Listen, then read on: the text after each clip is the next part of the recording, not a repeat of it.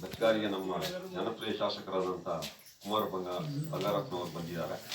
ಅವರಿಗೆ ವೈಯಕ್ತಿಕವಾಗಿ ಹಾಗೂ ನಿಮ್ಮ ಎಲ್ಲರ ಪರವಾಗಿ ಹಾಗೂ ತಲಾಟ ಬೂತ್ ಪ್ರಮುಖರ ಪರವಾಗಿ ತುಂಬ ಸ್ವಾಗತವನ್ನು ಹಾಗೆ ಅದೇ ರೀತಿ ನಮ್ಮ ಈ ವಲಯದ ಜಿಲ್ಲಾ ಪಂಚಾಯತ್ ಸದಸ್ಯರಾದಂಥ ರಾಜಶೇಖರ ಕೂಡ ಅವರು ಕೂಡ ನಮ್ಮ ವೇದಿಕೆಯಲ್ಲಿ ಉಪಸ್ಥಿತರಿದ್ದಾರೆ. ಅವರು ಕೂಡ ನಿಮ್ಮೆಲ್ಲರ ಪರವಾಗಿ ಹೃತ್ಪೂರ್ವಕ ಸ್ವಾಗತವನ್ನು ಕೊಡ್ತಾರೆ. ಹಾಗೆ ಅದೇ ರೀತಿ ಇನ್ನು ಅನೇಕ ಗಣ್ಯರು ನಮ್ಮ ಈ ವೇದಿಕೆಯಲ್ಲಿ ಉಪಸ್ಥಿತರಿದ್ದಾರೆ. ಅವರೆಲ್ಲರಿಗೂ ನಿಮ್ಮೆಲ್ಲರ ಪರವಾಗಿ ಹೃತ್ಪೂರ್ವಕ ಸ್ವಾಗತವನ್ನು ಕೊಡ್ತೇನೆ.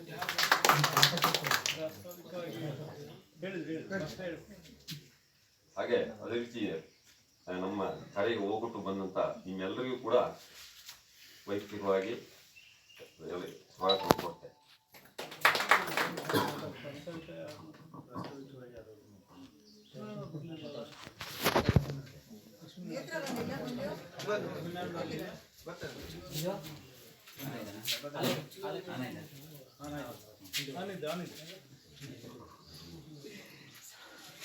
ಬಂಧುಗಳೇ, ವೇದಿಕೆ ಮೇಲೆ ಉಪಸ್ಥಿತರು, ಯಾಕಂದ್ರೆ ಎಲ್ಲರೂ ಆ ಮನೋಭಾವದಲ್ಲೇ ಸ್ಪರ್ಧೆ ಮಾಡಲಿ.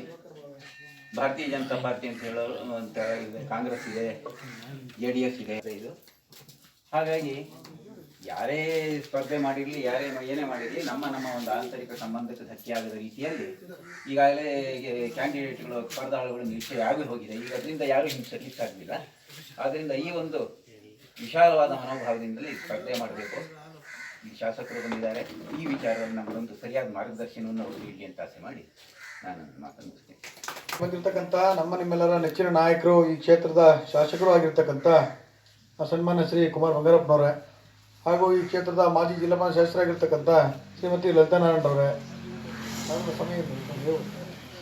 ನಮ್ಮ ಸೊರಬದಿಂದ ಬಂದಿರತಕ್ಕಂಥ ಮುಖಂಡರಾಗಿರ್ತಕ್ಕಂಥ ನಮ್ಮ ದಿವಾಕರ್ ಬಾವೆ ಅವರೇ, ಬಗರಗಂ ಸದಸ್ಯರಾಗಿರ್ತಕ್ಕಂಥ ದೇವೇಂದ್ರಪ್ಪನವರೇ, ನಮ್ಮ ತಾಲೂಕು BJP ಉಪಾಧ್ಯಕ್ಷರಾಗಿರ್ತಕ್ಕಂಥ ಮಹಾಬಲೇಶ್ ಅವರೇ, ರವಿ ಕೈತೋಟ ಅವರೇ, ಮತ್ತು ನಮ್ಮ ಸ್ನೇಹಿತರು ಮತ್ತು ಆತ್ಮೀಯರಾಗಿರ್ತಕ್ಕಂಥ ವಕೀಲರಾಗಿರ್ತಕ್ಕಂಥ ಸೋಮಶೇಖರ್ ಅವರೇ, ಹಿರಿಯರಾಗಿರ್ತಕ್ಕಂಥ ಮೋಹನ್ ಶೆಟ್ಟರೆ, ಗಣಪತಣ್ಣವರೇ, ಮತ್ತು ಇವರು ಗ್ರಾಮಸ್ಥರೇ, ಮತ್ತು ಎಲ್ಲ ಮತ್ತಾರ ಬಾಂಧವರೇ, ಇವತ್ತು ಗ್ರಾಮ ಪಂಚಾಯತ್ ಚುನಾವಣೆ 27ನೇ ತಾರೀಕು ಬಂದಿದೆ. 27ನೇ ತಾರೀಕು ಚುನಾವಣೆಯಲ್ಲಿ ನಮ್ಮಲ್ಲಿರ್ತಕ್ಕಂಥ ಅಭ್ಯರ್ಥಿಗಳ ಪಟ್ಟಿನೂ ಕೂಡ ಈಗಾಗಲೇ ಆಗಿದೆ. ಈಗಾಗಲೇ ನಮ್ಮ ಪ್ರಾಸ್ತಾವಿಕ ಮಾತಾಡ್ತಕ್ಕಂಥ ಸಂದರ್ಭದಲ್ಲಿ ಹೇಳಿದರು, ಒಂದು ಪಾರ್ಟಿಯಲ್ಲಿ ಒಬ್ಬ ಅಭ್ಯರ್ಥಿ ಹೆಸರನ್ನ ಘೋಷಣೆ ಮಾಡಿದರೆ ಅದು ಯಾರೇ ಆದರೂ ಕೂಡ ಎಲ್ಲರೂ ಕೂಡ ಒಪ್ಕೊಳ್ತೀವಿ ಅಂತಕ್ಕಂಥ ಮಾತನ್ನು ಸೂಕ್ಷ್ಮವಾಗಿ ಹೇಳಿದರು. ಬಂಧುಗಳೇ, ಇವತ್ತು ನಮಗೆ ಚುನಾವಣೆಯಲ್ಲಿ ಮತವನ್ನು ಕೇಳ್ತಕ್ಕಂಥದ್ದಕ್ಕೆ ನಮಗೆ ನೈತಿಕವಾದ ಸ್ಥೈರ್ಯ ನಮಗಿದೆ.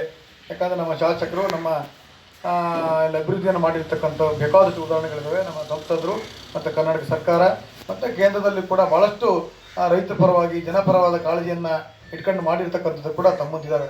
ಅದೆಲ್ಲಗಳ ಮುನ್ನೋಟಗಳನ್ನ ಇಟ್ಕೊಂಡು ನಾವು ಇವತ್ತು ಚುನಾವಣೆಯಲ್ಲಿ ಮತವನ್ನು ಕೇಳ್ತಕ್ಕಂಥ ಸಂದರ್ಭದಲ್ಲಿ ನಾವಿದ್ದೇವೆ. ಇಲ್ಲೂ ಕೂಡ ತಲವಾಟ ಗ್ರಾಮ ಪಂಚಾಯತಿಗೆ ಬಹುಶಃ ಸುಮಾರು 3-4 ಕೋಟಿಗಳಷ್ಟು ಅನುದಾನವನ್ನು ಮಂಜಿನ ಖಾನ್ ಇರ್ಬೋದು, ಹಿರೇಮನೆ ಎಲ್ಲಲ್ಲೂ ಕೂಡ ನಾವು ಮಾಡಿರ್ತಕ್ಕಂಥದ್ದು ಕೂಡ ನಿಮ್ಮ ಕಣ್ಣು ಬಂದಿದ್ದಾವೆ.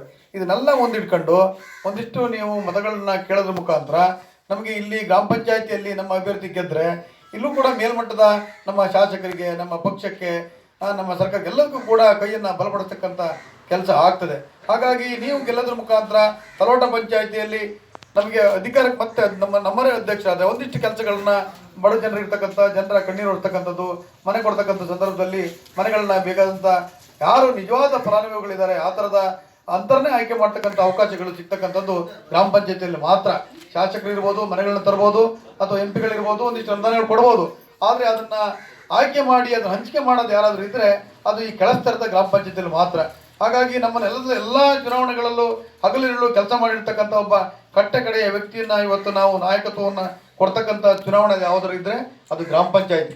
ಹಾಗಾಗಿ ಇವತ್ತು ಆ ಥರದ ನಮ್ಮ ನಾಯಕತ್ವವನ್ನು ಕೊಡ್ತಕ್ಕಂಥ ಸಂದರ್ಭದಲ್ಲಿ ನಾವೆಲ್ಲರೂ ಕೂಡ ನಿಮ್ಮ ಬೆನ್ನೆಲುಬಿಗೆ ನಿಂತು ನಿಮ್ಮನ್ನು ಆಯ್ಕೆ ಮಾಡ್ತಕ್ಕಂಥದ್ದಕ್ಕೆ ನಾವೆಲ್ಲರೂ ಕೂಡ ಪ್ರಾಮಾಣಿಕವಾಗಿ ನಮ್ಮ ಕೆಲಸವನ್ನು ಮಾಡೋದಕ್ಕೆ ನಮ್ಮ ಶಾಸಕರು ಕೂಡ ಈ ಸಂದರ್ಭದಲ್ಲಿ ಬಂದಿದ್ದಾರೆ.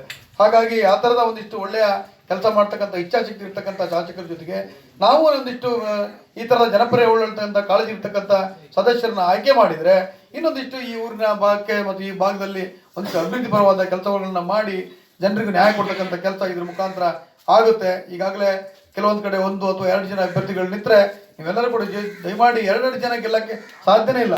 ಇದರ ಲಾಭವನ್ನ ಕಾಂಗ್ರೆಸ್ ಅಥವಾ JDS ಪಕ್ಷರು ಪಡ್ತಕ್ಕಂಥ ಸಂದರ್ಭ ಇರ್ತವೆ.